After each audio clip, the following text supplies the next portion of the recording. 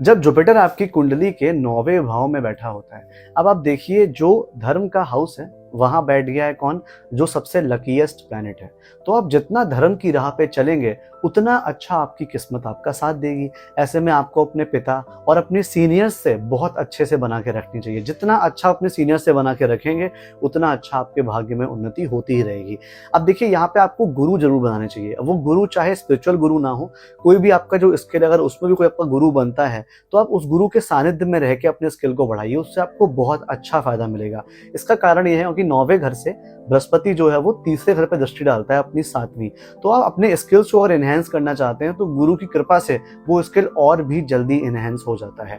अब यहाँ पे आप देखेंगे आपको धार्मिक यात्राएं करना, गंगा स्नान करना, इससे भी आपको बहुत फायदे होते हैं। कभी भी आपको लग रहा है कि आपका लक आपका साथ नहीं दे रहा, किसी धार्मिक जगह घूम के आइए, वहां से वापस आने के बाद आपकी चीजें ठीक होना शुरू हो जाएंगी। अब जो उसकी पहली दृष्टि है वो जाती है लगन पे।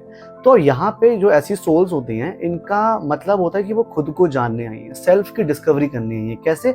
धर्म के थ्रू, लॉन्ग ट्रैवल्स के थ्रू वो खुद को जानने का प्रयास करते हैं। आप जितना खुद के करीब रहेंगे, आई विल सजेस्ट कि आप जितना समय खुद के साथ बिताएंगे उतना अच्छा ये बृहस्पति आपको फल देगा ही देगा।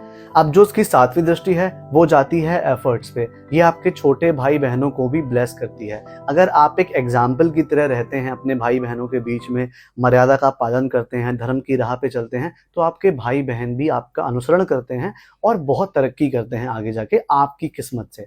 अब इसकी जो तीसरी दृष्टि है वो जाती है आपके 5वें घर पे, आपके बच्चों पे। तो यहाँ बैठे बृहस्पति आपके बच्चों को भी ब्लेस करते हैं।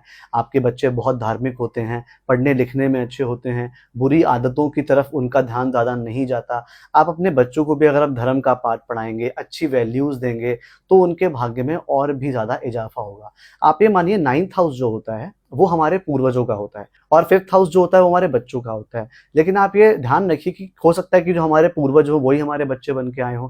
तो कभी अंडर एस्टिमेट नहीं करना चाहिए अपने बच्चों को। अगर कोई ज्ञान आपको वहां से मिल रहा है तो जरूर लेना चाहिए। हो सकता है आपके बच्चे आपको कोई ऐसी बात बता दे जो आपको बहुत ज्यादा काम आए। ऑल्सो आप जैसे लोगों को दूसरों को यात्रा करवाना, अगर आप यात्रा पे नहीं जा रहे हैं लेकिन आप पैसे देके किसी और को यात्रा करवाते हैं, तो ये one of the best remedy होती है 9th हाउस के बृहस्पति की।